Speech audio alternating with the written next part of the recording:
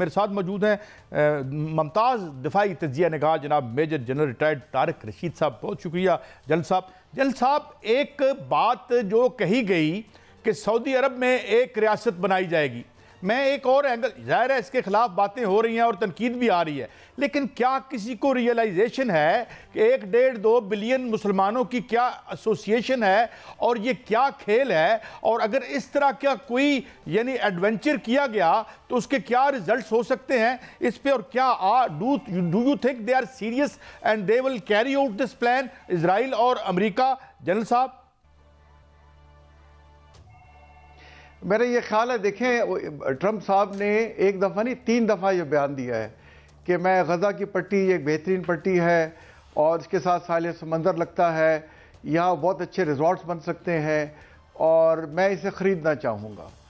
और ये इन्हें सूट करता है कि गज़ा की पॉपुलेशन को कहें कि जॉर्डन में चले जाओ, इजिप्ट में चले जाओ या सऊदी अरेबिया इनको ले लें, जैसे उन्होंने कहा है कि वहाँ एक फ़लस्तीनी रियासत बना लें। तो ये अल्टीमेटली मैं ये समझता हूँ कि ग्रेटर इजराइल का ये मंसूबा है और उसको ये ऐसा ऐसा अनफोल्ड कर रहे हैं। अगर मुसलमान ममालिकों ने और OIC ने ख़ास तौर पे इसको सीरियसली ना लिया तो इसके बड़े सख्त सीक्वेंसेस हो सकते हैं। अच्छा, ये यानी जनरल साहब एक और बात, जनरल साहब जो ट्रंप जी मियां साहब गो हेड। जी जनरल साहब, मैं सवाल ये करना चाहूँगा कि ट्रंप ने गज़ा को खाली कराने का ये बात की है। गज़ा को यरूशलेम की कुंजी कहा जाता था और इसको अगर खाली कराना है तो कोई मंसूबा होगा, बहुत बड़ा मंसूबा होगा, लेकिन ट्रंप कहते हैं कि तामीर नौ का मंसूबा है। क्या आप समझते हैं कि ये वाकई तामीर नौ का मंसूबा है या अरब के ख़िलाफ़, मशरिक़ वुस्ता के ख़िलाफ़, आलम इस्लाम के ख़िलाफ़ कोई बड़ी गहरी साजिश है? देखिए, ये दोनों चीज़ें हैं। अब ये जितने यहाँ वहाँ पे बॉम्बिंग हुई है, जितना वहाँ पे असला से वहाँ फायरिंग की गई है, जहाँ जितने वहाँ पे एक्सप्लोसिव मौजूद हैं, ये तो खुद इजराइल ने माना है कि हमने 40,000 टारगेट्स को गज़ा की पट्टी में इंगेज किया है। और मैं इसका हिसाब लगा रहा था, 70 से 80 गज के फासले पर उन्होंने टारगेट्स को इंगेज किया है। तो चप्पे चप्पे पे वहाँ बॉम्ब पड़े हुए हैं। अब या तो मुस्लिम ममालिक मिल के इसको साफ कर लें और या इस किस्म के आइडियाज़ आते रहेंगे। लेकिन ये ट्रंप साहब ज़रूर चाहेंगे कि इसमें से जो इतना ज़्यादा वहाँ असला पड़ा हुआ है उसको साफ़ किया जाए। अब उसके बहाने से वो कह रहे हैं कि हम इसको साफ़ कराएंगे और ख़ुद इधर आ जाएंगे। तो मुसलमान ममालिक को इस पर एक सख्त स्टांस लेना चाहिए कि ये इलाका मुसलमानों का है और इस हमारे में इतनी ताकत है, सलाहियत है कि हम खुद से तमाम इसको रीबिल्ड भी कर सकते हैं और एक स्ट्रॉन्ग रिबटल OIC की तरफ से आना चाहिए। और जैसे मैंने पहले अगर कहा, अगर मुस्लिम रिएक्टिव मोड में रहे, जैसे कि इस वक्त US सुपर पावर है, उसने तमाम बड़े ममालिक को रिएक्टिव मोड में डाल दिया है, चाहे रशिया है, चाहे चाइना है, या उसके इवन दोस्त ममालिक कनाडा हैं। वो टैरिफ की बात कर रहे हैं और वो कहते हैं कि ये टैरिफ बड़ा बज़वर्ड मुझे अच्छा लगता है। तो इनके साथ तो टैरिफ से वो डील करेंगे। जहाँ तक मशरिक़ वुस्ता है, वो इसराइल में और इसको मजबूत करना चाहेंगे और वो चाहेंगे कि इस्लामी ममालिक उसमें कमज़ोर हो, एक एक करके कमज़ोर हो, या जिस तरीके से भी वो कमज़ोर हो सकते हैं, हमको कमज़ोर करने की कोशिश करनी चाहिए। इसमें मुसलमान ममालिक के लिए चैलेंज है मुसलमान ममालिक का, क्योंकि एक तरफ अगर मुसलमान ममालिक जो हैं रिस्पांस OIC के प्लेटफॉर्म पे देते हैं तो उसका तो कोई वक़्त नहीं रही। क्या रिस्पांस करें, क्या अपनी फ़ौजी ताकत दिखाएं, क्या पूरे मुसलमान मुल्क इकट्ठे होकर पूरा आलम इस्लाम बैक वक्त बैक आवाज़ बन के अमेरिका और इसराइल के ख़िलाफ़ खड़े हो जाएं? क्या करें, क्योंकि बातचीत पे तो वो मानने वाला नहीं है। देखिए, हमने जो सीखा है या हमें जो इस्लाम कहता है कि तमाम मुसलमान जो है एक जिस्म की मानद हैं और अगर एक जिस्म के किसी हिस्से को नुकसान, जो उसको दर्द हो तो पूरा जिस्म उसका दर्द महसूस करता है। बट इस वक्त जो ग्राउंड रियलिटी है वो ऐसी नहीं है। इस वक्त मुस्लिम दुनिया तितर बितर है। चंद ममालिक हैं जो उसके खिलाफ, इसराइल के खिलाफ खड़े हो सकते हैं। उसमें सबसे पहले सऊदी अरेबिया है जिसकी सरहदें जॉर्डन के साथ मिलती हैं। मैंने खुद as a young officer captain में जो उनका सबसे शुमाल में कायदा मंतका शुमाली और गरबिया जो उनका एरिया, उसका एरिया कमांडर्स हैं, एरिया कमांड है जिसकी सरहदें जॉर्डन से मिलती है, मैंने वहाँ सर्व किया हुआ है। तो अगर इन्होंने इसको अपनी इस सेंसिटिविटी को ना समझा और अगर गज़ा पे कब्जा कर लिया ट्रंप ने, उसका अगला हदफ जॉर्डन होगा और उसके बाद सऊदी अरेबिया की बारी आएगी। तो मेरा ख्याल है इसमें ये रियलाइजेशन है, इसलिए उन्होंने OIC का इजलास इस महीने के आखिर में बुलाया है और मुझे उम्मीद है उसमें कोई यूनिफाइड और सख्त स्टांस वो लेंगे। जनरल साहब एक और बात में एक और एंगल से, बिल्कुल एक डिफरेंट एंगल से, लेकिन इसको हम रूल आउट नहीं कर सकते। आपको याद है कोई पुरानी बात नहीं है अरब स्प्रिंग की, और अब जब ये गज़ा पर इस किस्म की बर्बरियत मुसल्लत की गई तो यूरोप में ज़्यादा रिएक्शन आया, मुस्लिम उम्मा में इतना कम आया। मगर अगर ये होता है तो क्या जो आबादियाँ हैं वो तो बिलबिला उठेंगी, और ख़ास तौर पर अगर सऊदी अरब को ये टारगेट करते हैं तो फिर तो ये शख्सी हुकूमतें भी ख़तरे में होंगी और एक बड़ी अवामी लहर, एक बड़ी अरब स्प्रिंग भी पैदा हो सकती है। Do you rule it out? नहीं, मैं इसको बिल्कुल रूल आउट नहीं करता। इसके बड़े चांसेस हैं, क्योंकि ये सोशल मीडिया और कनेक्टिविटी का ज़माना है। इसमें हर आदमी के पास स्मार्टफोन है, वो उस पर ट्विटर पे, फेसबुक वगैरह पे कनेक्ट रहता है। तो अगर अरब के रूलर्स ने पॉपुलर अवाम की आवाज़ ना सुनी, और अगर ट्रंप ने या इसराइल ने ग्रेटर इसराइल का जो है मंसूबा उसको तरफ चले, तो ये जो एक स्प्रिंग है जैसे आपने रेफरेंस किया, ये दोबारा एक पॉपुलर मूवमेंट खड़ी हो सकती है, और अगर वो खड़ी हो गई उसके सामने कोई नहीं ठहर सकेगा। अच्छा, यानी you don't rule it out. अच्छा, आपको क्या लगता है? एक बहुत बड़ी खबर एक और है। जी बताएं मियां साहब। सर जी बताएं, गो हेड।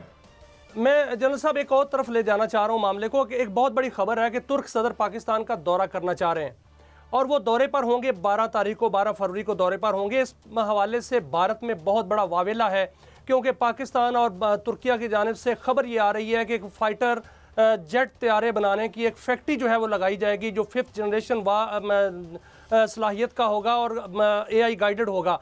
तो क्या आप समझते हैं कि ऐसा संगे मील अबूर किया जा सकता है? क्या दोनों मुल्कों में ऐसा पोटेंशियल है कि वो इतनी बड़ी इन्वेस्टमेंट और इतनी बड़ी इंडस्ट्री लगा सकते हैं? बिल्कुल लगा सकते हैं, और मैं बताता चलूं, ये सारी दुनिया को पता है कि हमारी और टर्की की डिफेंस प्रोडक्शन में और डिफेंस के इक्विपमेंट के अंदर बड़ी क्लोज कोलैबोरेशन है। देखें, वो हमसे सुपर मशाक ले रहे हैं। उनके जो पायलट्स हैं वो पाकिस्तानी जहाज़ों पे जो पाकिस्तान में मैन्युफैक्चर्ड हैं, उनकी ट्रेनिंग की, पायलट्स की ट्रेनिंग की पाकिस्तानी जहाज़ से स्टार्ट होती है। और मैं मुझे इसका पता है, और मैं कई प्रोग्रामों में इनसे क्लोजली इसमें हूँ कि हमारी उनके साथ बड़ी एक स्ट्रेटेजिक अंडरस्टैंडिंग है, जिस तरह की हमारी चाइना के साथ है। तो ये इस किस्म की कोलैबोरेशन को हमें प्रमोट करना चाहिए। और जो अगला ज़माना आ रहा है, ये रीजनल कोऑपरेशन का आ रहा है, ये इसकी SCO का आ रहा है, और इसमें जैसे आसियान का है, और इसी तरीके से ये बाकी जो रीजनल ऑर्गेनाइजेशन है जैसे OIC है, ये इसका आ रहा है। तो ये कोऑपरेशन पाकिस्तान की और चाइना की बिल्कुल ये एक स्ट्रेटेजिक कोऑपरेशन है, और ये जारी रहेगी इंशाल्लाह।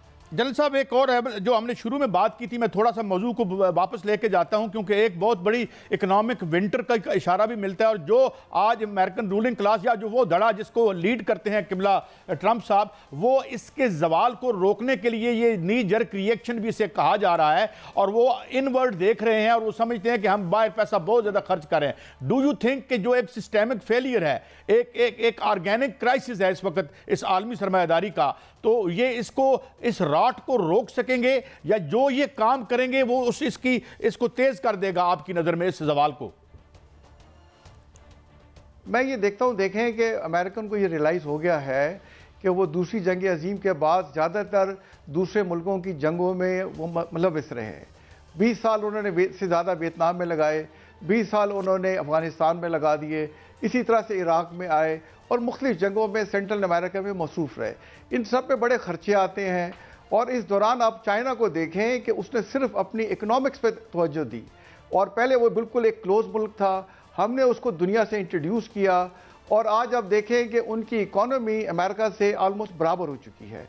तो वो एक राइजिंग पावर है, अमेरिका एक डिक्लाइनिंग पावर है, और rise and fall of nation एक कुदरती सिलसिला है। तो अमेरिका के ये डाउनफॉल का ज़माना है, वो जितना उसको डिले कर सके वो करना चाहेंगे।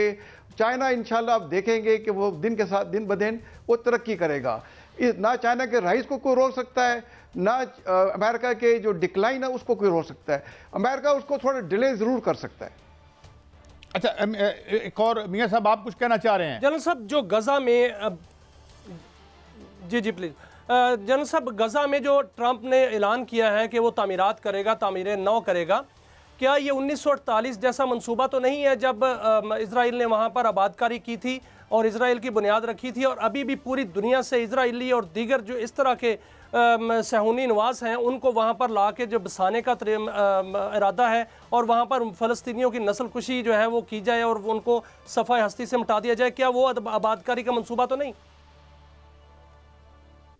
देखिए, बिल्कुल इसी किस्म का मंसूबा है। अब ये चाहे इलाका गज़ा का हो, चाहे वेस्ट बैंक का हो, चाहे यरूशलेम का हो, ये सारा फ़लस्तीनियों का इलाका है। ये तो देखें, जैसे इंडिया कहता है ना घुस बैठी है, ये तो यहूदी तो घुस बैठी है जो कि आर्जी तौर पर आए और घर को उस पर कब्जा करके बैठ गए। तो ये मंसूबा ज़रूर है। और एक देखें, एक जो है जैसे डॉक्टर इसरार साहब कहते थे कि एक ग्रेटर इसराइल का भी मंसूबा है और उसका नक्शा नेतन्याहू साहब खुद यूनाइटेड नेशन में दिखा चुके हैं और उसमें सारा जॉर्डन का इलाका, कंप्लीट सीरिया और जैसे जो दरिया फरहात है, यूफ्रेटिस रिवर तक का इलाका, और वो कब्जा करना चाहते हैं। उनका ये डिज़ाइन ज़रूर है, बट इंशाल्लाह इसमें कभी कामयाब नहीं होंगे अगर मुसलमान ममालिक मुत्तहिद होंगे। Last thing, I am sorry जी, मैं जल साहब क्योंकि माफ़ी चाहता हूँ, आई हेट टू इंटरजेक्ट, मगर एक सवाल आपसे पूछना है। ऑपरेशन शॉक एंड ऑ तो हमें याद है, एक सबक तो हमने सीखा कि हम फौजों को शिकस्त दे सकते हैं, समाजों को नहीं दे सकते। चाहे आप इराक को ले लें, अफगानिस्तान को ले लें, तो don't you think they are doomed even if they जाते हैं वहां अंदर जाके स्लाटर के लिए? बिल्कुल बिल्कुल। देखें, ये जो अगर इन्होंने ऐसा उसको ग्रेटर इजराइल के मंसूबे को अमली जामा पहनाने की कोशिश की तो ये अमेरिका के डाउनफॉल को बड़ा तेज कर देगा। और मेरा अपना ये ख्याल है कि उसको कम से कम थोड़े नियर फ्यूचर में ये नहीं करेंगे, धमकियाँ वगैरह देते रहेंगे, कोर्स करते रहेंगे ताकि मुसलमान ममालिक इनको एक्सेप्ट कर लें। लेकिन अगर OIC ने और मुसलमान ममालिक ने एक सख्त इसका रिस्पांस दिया तो इसको कभी नहीं करेंगे। अब देखिए उन्होंने किया क्या हुआ है कि जैसे मैं कहना चाहूँगा कि UAE से डेली दुबई से 13 फ्लाइट्स जाती हैं तल अवीव, इसी तरह अबू धाबी से भी आती हैं, इसी तरह और इस्लामी ममालिक से भी आती हैं। तो अगर हमने सिर्फ अपनी जो इस्लामी ममालिक हैं अगर इसराइल का मसनूआत का बाइकआउट कर दें और ट्रेड का बाइकआउट कर दें तो ये बहुत जल्द हमारे कदमों और घुटनों पे आके माफ़ी मांगेंगे हमसे इंशाल्लाह।